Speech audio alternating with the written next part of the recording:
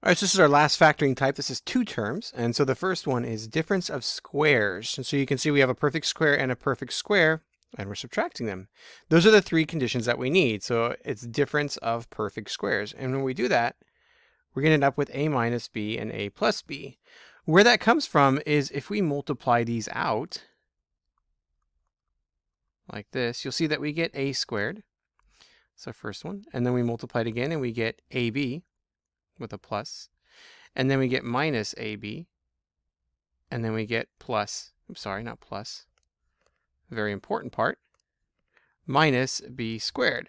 And so you can see the middle two terms cancel, giving us a squared minus b squared. And that's what we're using now. So if we know we end up with a squared minus b squared, then the factored form would have to be a minus b, a plus b. So two terms, we're going to be using a minus b and its conjugate.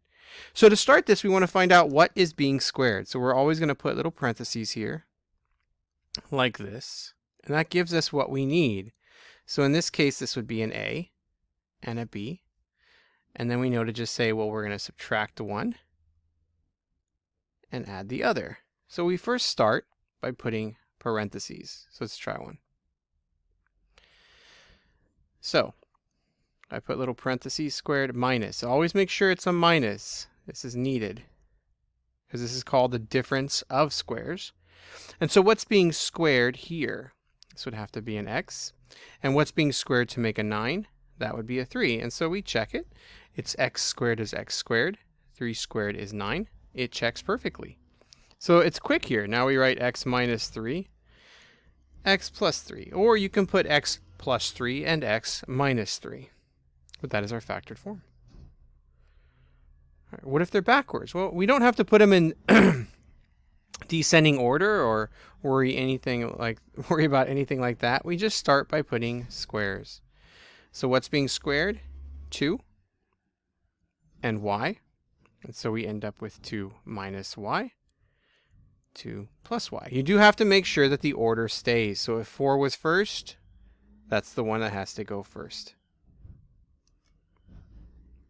All right.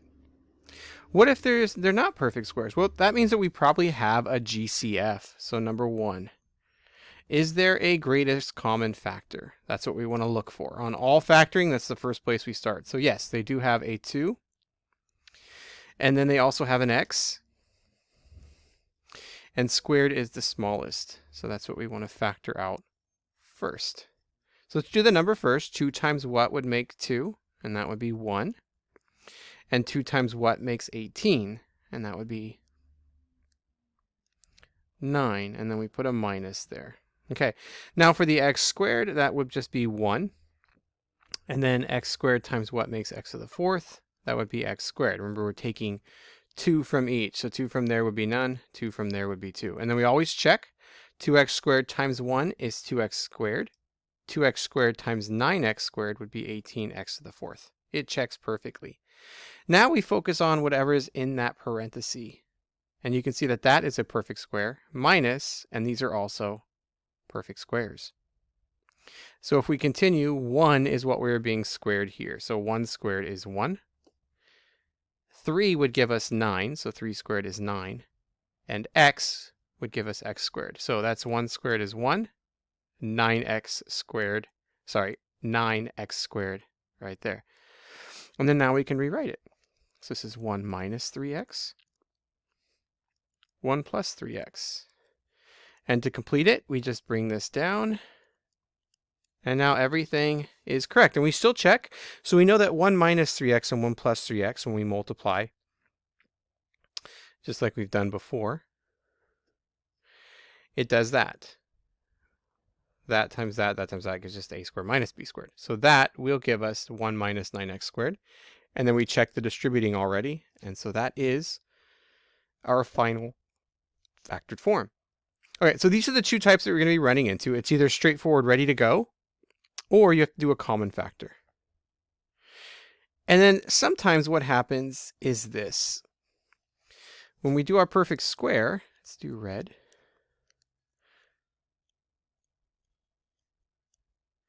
What is being squared? So that would be y and 4. But if you check it, y squared does not give you y to the fourth. But if you remember the exponent rules, this is multiply. So right here, we are multiplying. So I'm going to move that down a bit.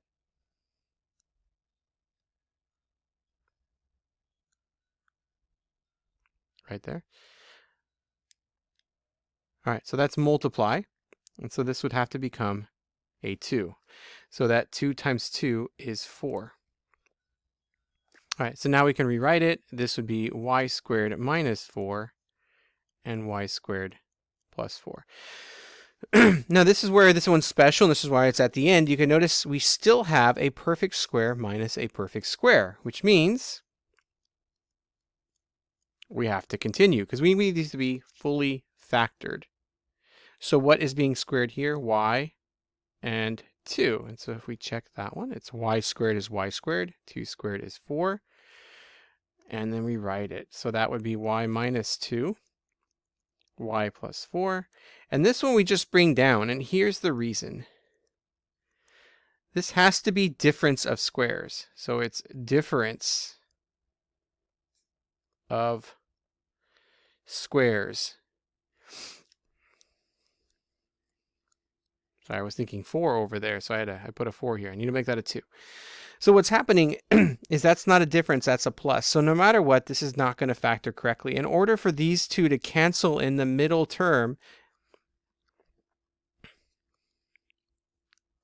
we have to make sure that we have a minus and a plus so that they will cancel. So we will get y squared plus 2y minus 2y plus 4.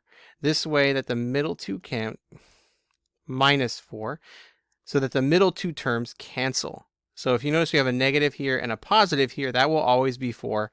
This will always be a difference, a subtraction. This is not subtraction, which means we're done. You can't factor it. And there you go. So there's our two terms. So as you move through these problems, you'll see that some are just nice and clean, ready, set up. You just take and factor. And some will have a common factor that you have to factor out, and then you'll be able to go for it. And then sometimes you'll end up with a perfect square in the problem itself, and you have to continue with that perfect square. Sorry, difference of square. Difference of squares. All right. Thank you.